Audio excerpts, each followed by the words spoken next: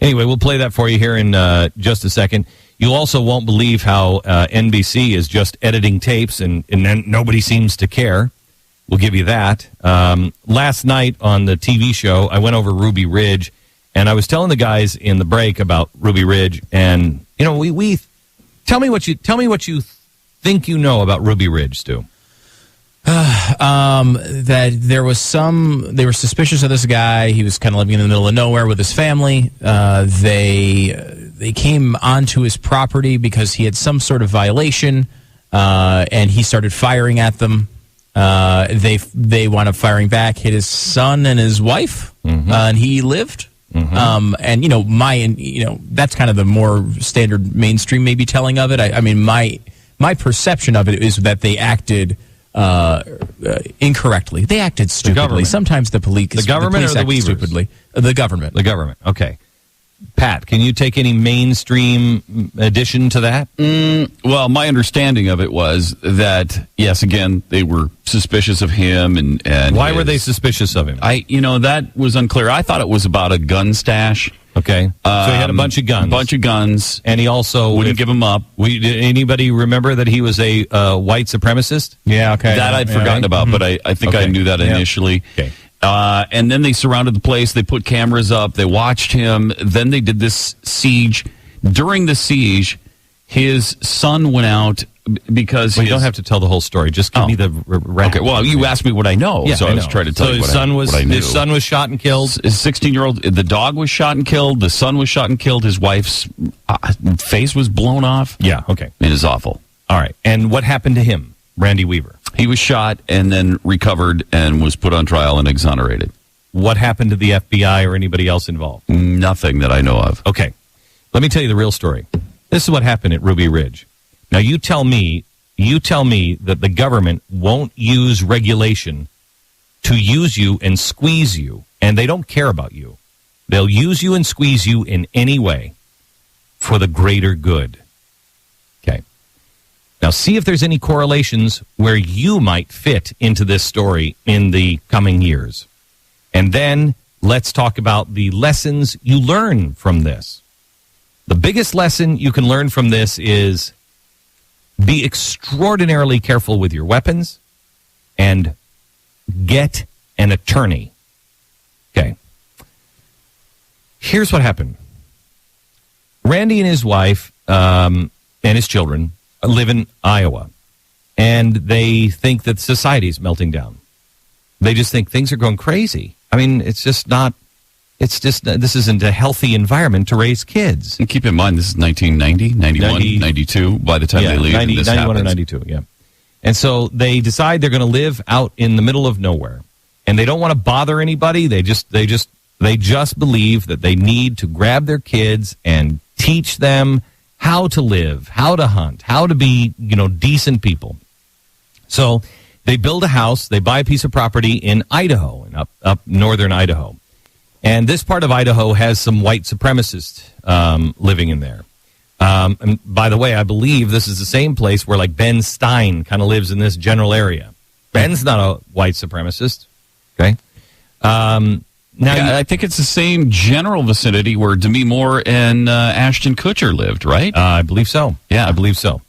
Okay, so he moves over there, but he just wants to be left alone. To get to his house, you have to take a 3-mile dirt road, which then turns into 2 miles of even rougher dirt road before you reach his house. Okay? Middle of nowhere on private property, 20 acres. Well, he's there, and he's with his son. His son's his wife and his family dog. And they just living the life. Now, here's where the only thing that you can't excuse in this is he decides, friend, I guess, says to him, hey, you should come to this, it's not the Aryan Nation, what's the other supremacist group? I can't remember, but he decides, to go check these guys out. And so he checks them out. Now he goes to a few meetings. Every indication is he's not deeply involved with these guys. He's not like a warrior for them. It's Christian identity or something like that. But I don't go to a Christian identity meeting. If I do go to one, I realize quickly who they are, and I'm like, okay, I'm going to excuse myself now. You guys are great. Nothing wrong. See you later. Bye-bye. You're not going back no matter how good the punch is. No, I'm not going back, and I bet they do have punch, but I'm not going back. But I just want you to point out this is a flare in the road here. It's a group that the government thinks is dangerous.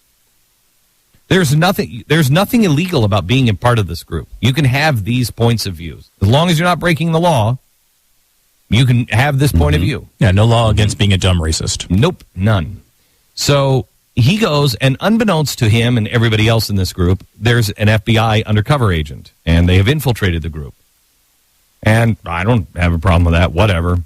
But this FBI agent is looking for a bust. Remember, this is under the George H.W. Bush administration. They're looking for a bust. They need more information. And so what this agent does is he sees Randy, and he's like, this guy doesn't get it. This guy has no idea. I'm going to befriend him. I'm going to turn him, and I'll put him on our side. So he befriends him. And pretty soon, the FBI agent says, hey, Randy, would you be willing to sell me that shotgun? That's a great shotgun. And he's like, no, I got my guns, and, I've got a few shotguns, but, I'm not interested in selling it. Time goes on. Come on, Randy, sell me your shotgun, will you? You know what? You're a buddy. Sure. Hey, listen, could you just cut the barrel off for me? What? I don't have the tools that you have in your shed. Could you cut the barrel off for me? Sure, okay. I don't know where do I cut it? Oh, I know the law. I know the law, says the FBI agent. I know the law. It has to be this length. So let me show you. He takes out the tape measure, and he helps him mark it and everything else, and he saws off the shotgun. Randy does.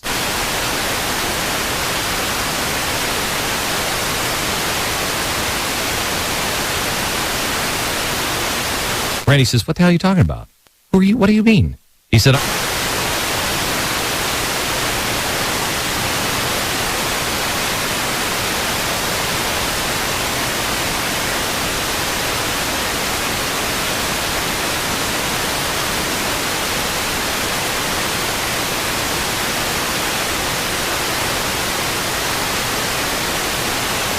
you know what? You're going to jail, buddy. I'm going to take every possession you have. Your children are going to be destitute. Your wife, you're going to prison. And Randy says, the hell I am. Now, did he pick up a gun? Nope. He said, book me. I'll see you in court. So he's booked, and they've got the mugshot of him and everything else. He's got his day in court. However, when he's notified for his day of court, Randy receives the court notice, and it says you're to appear at 9 a.m. at this courthouse on like March 20th. But the actual court date for him to appear on is March 14th. So when March 14th comes and Randy still thinks he's days away, he doesn't show up. The FBI is in court, and they say, Your Honor, we want a warrant. We were going to go get this guy. We need an arrest warrant. Judge signs it out. Failure to appear in court. But instead of going and knocking on the door and saying, you failed to appear in court yesterday, you're under arrest, instead, they decide they hire helicopters to start surveillance on him. They go onto his private property in the middle of the night, and they install video cameras all in the trees all around his house.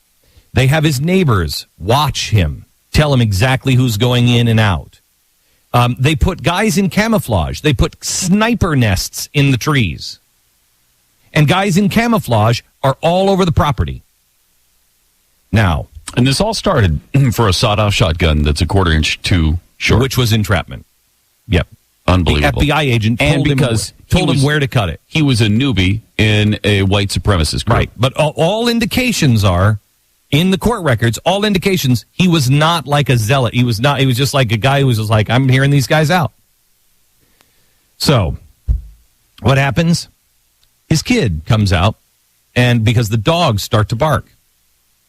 And his kid goes out and see what it is, because they think it's an animal, and they're out of meat. And so he's going to go, he grabs his gun, And he's if it's like a deer or something, he's going to go and bring a deer home for the family to eat. Dogs go crazy. He goes up the hill. And what happens? The dogs don't hear a deer. They hear 6 guys in camouflage on their property.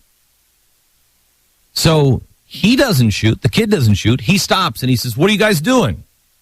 The dog is barking. The FBI agent immediately shoots the dog in the head and kills the dog.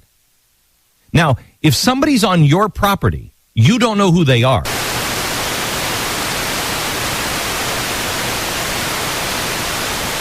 You can certainly understand somebody shooting your dog and saying, "What the hell are you?" Boom! And shooting them. I look at my dogs as members of my family. They're on your property. They just shot a family member. So the kid shoots and misses. Another agent shoots the kid and kills him. That's when all hell breaks loose.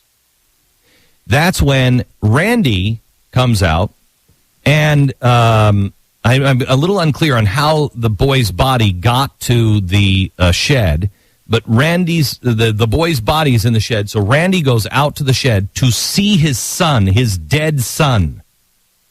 And as he's opening up the door, he's shot in the back by an FBI agent. While they say freeze, he runs towards the house. Another FBI agent tries to shoot him, misses.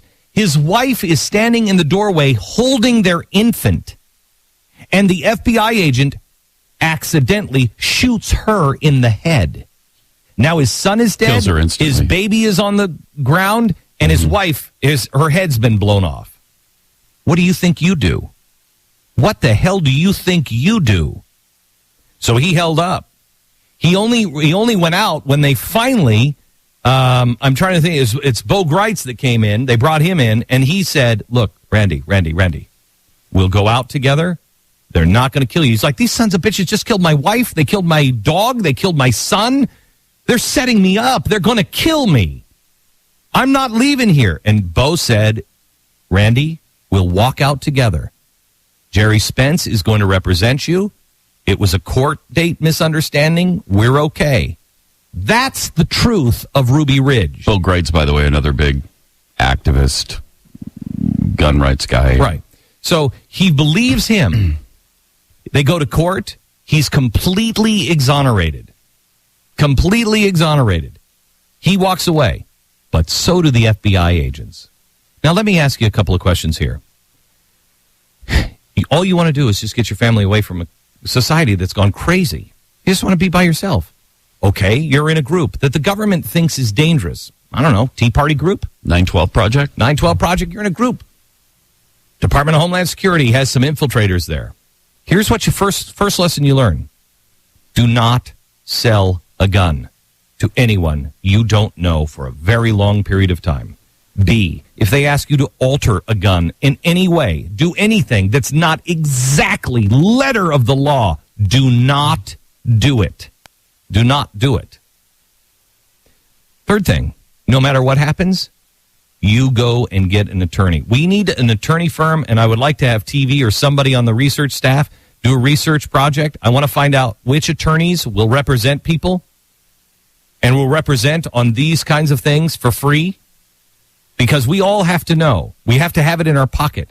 Who do we call? Who do we call? Because there will be an attorney, but you will lose. The government would have lost this. I mean, look at what the press did. Look at what the press did. You think Ruby Ridge is a bunch of crazy people. You think they're white extremists. You think they're gun manufacturers, whatever. When you heard that story, if that's the first time you've heard that story, are you shocked? How do we have that perception?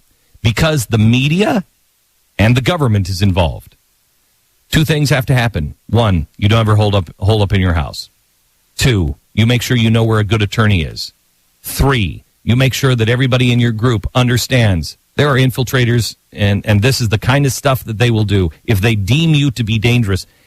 Four, any kind of these new laws, you better understand them, and you better understand them very well, because they will use them on technicalities to either get you to do something so you'll be part of them. Be very, very, very careful. The other thing is you need a new media source. Someone who will tell you the truth. Not conspiracy truth, the truth. Will not tell you to organize militias and tell you to go arm yourself so we can all have an armed revolution. That is the path to death. The path to death not only for you, but the path to death for the Constitution and the Republic of the United States of America. Jesus, Gandhi, and MLK. But you better do it smart. We're trying to build the media source. We sure would like your help. Subscribe to The Blaze. If you have AT&T Uverse, go to glenbeck.com. They're asking, is there any demand for this? They'd like to carry it, but they're not sure there's any demand for it. We said we would ask the audience. Go to glenbeck.com, and right there on the front page, you'll say AT&T something or other. You click on it. It'll take you to the home page. They'll ask you, are you a subscriber or not? You fill it out. You don't have to put any of your personal information. It'll say, what network do you want added? You type in The Blaze. Submit. Done. Let them know there's a demand for another independent voice. I'm sorry, scratch that. An independent voice. Go to glenbeck.com now. If you'd like to subscribe for you or a friend or a neighbor and help us build the network, go to theblaze.com/TV. Give it as a gift, please.